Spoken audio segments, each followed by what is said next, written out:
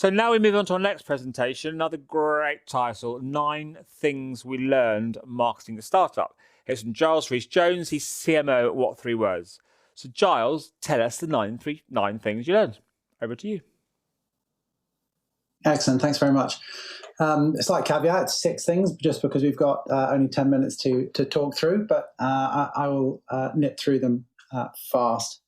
So for those of you who don't know, What 3 Words is a very simple way to talk about location. We have divided the world up into 57 trillion 3 meter by 3 meter squares, and we've given each one of those squares a 3-word identifier, 3-word code. So hazy factored dorm is a 3 meter square somewhere in the planet.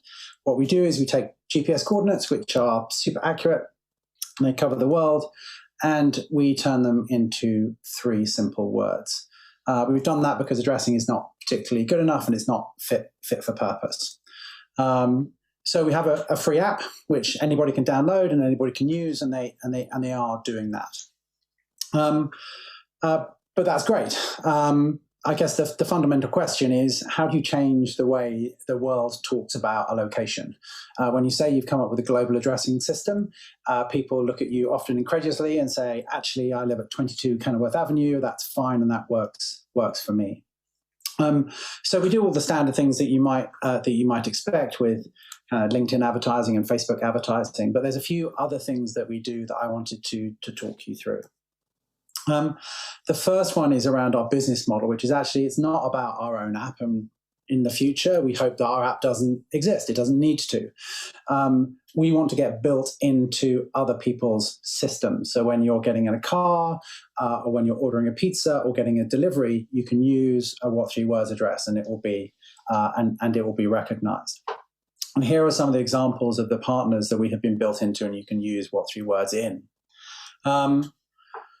And that comes down to actually how do you find these people? And we defined our heroes and the people that buy our product as ambitious innovators. And these people have a particular mindset. They read certain publications, and they go to certain events, and they pay attention to certain media. So we work very, very hard to get in ambitious innovator media, whether that is Wired or The Times, or whether that is focusing on some of the big innovation awards show where we've been lucky enough to win many. It all gets into the right mindset, and also getting up and talking on the right stages, because that is where we come across the sort of people who don't mind the fact they might have the word lettuce in their address, because they see the massive benefits that it can potentially have. And this is one of our ambitious innovators at Bedfordshire Police. It's Nick. And he came across us and was a massive advocate for us. And from him, we've actually been accepted by over 85% of the emergency services in the UK. And that brings me on to my second point, and the second thing that we do, which is the 80-20 rule. We spend 80% of our time working on things that we know work and work well, and 20% of our time doing marketing innovation, trying to create serendipity. And so Nick was actually watching TV, and he was watching NCIS Los Angeles, cop TV show. And this was an episode where What 3 Words has been built into. We were used as part of the plot line. And Nick watched this and thought, hold on a sec, I can use this for fly tipping. And so, we spent a bit of time, talking to the producers of the show to get built in, not knowing exactly where it might go, but it actually worked. And so we spent a lot of time doing that sort of stuff, trying to create serendipity. Fear Movie Lions is a beer named after the 3-word address of the brewery in America. It's one of our most searched 3-word addresses and introduces lots and lots of people to the brand. We did a project in Mongolia where we actually addressed and put signs, physical signs, in many of the bars and restaurants and hotels around the city.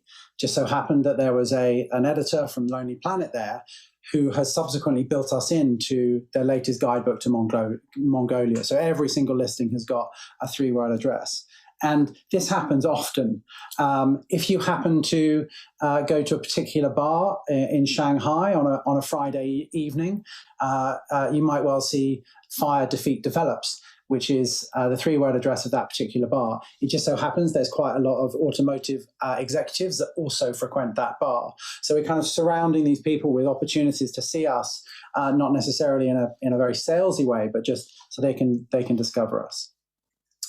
Another example of this is a guidebook in Ireland, which actually led to our partnership with Mercedes-Benz Vehicles. One person from the Mercedes-Benz board went on holiday to Ireland and used this guide.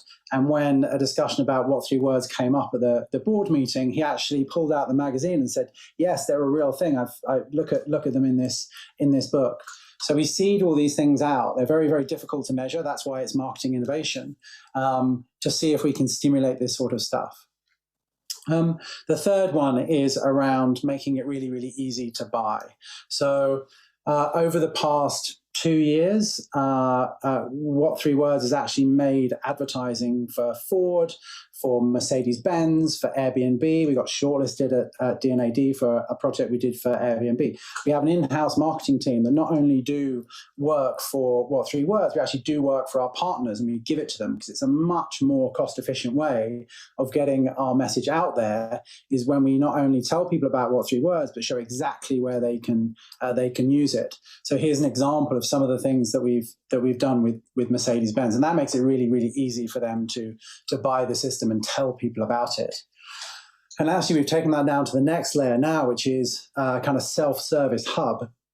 So any of our partners can come in and download the appropriate imagery, download copy, make their own comms assets with our templates, and push that stuff out. It's a great way to scale. Another thing that we do is we design for mass. So here's some examples of the logo treatments that we went through before we got to our logo. And the reason that we chose this particular one was it was something that not only you could flash in a hand signal, or you could write, but you could also type it.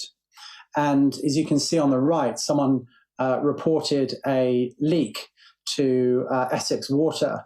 And rather than explain what the system was and what it and how it worked, all they did was put in the 3 slashes. And Essex, Suffolk and Water actually recognized that and understood that that was a What Three Words address.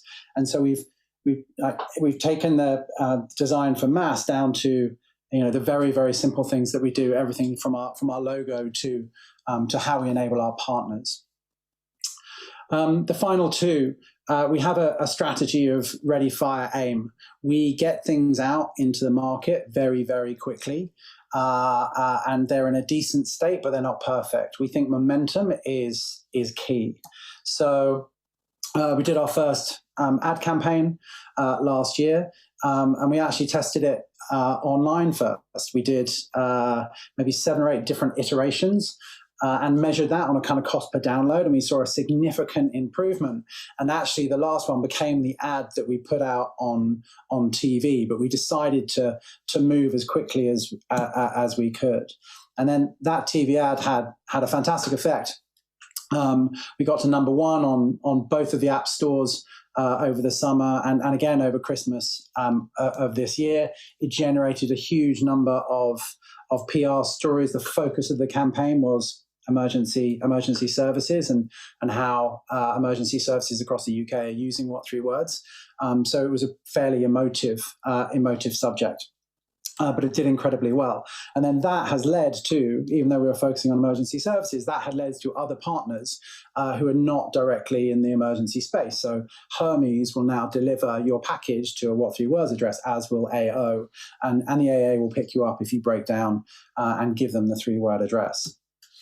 Which comes to the final point, which is bullets to cannonballs. Trying lots and lots of things and seeing if they work, and then repeating that. And so we saw that emergency services was a really interesting way into a market and did deliver commercial success. Worth noting that we don't charge emergency services to use the system, but we do charge our commercial partners.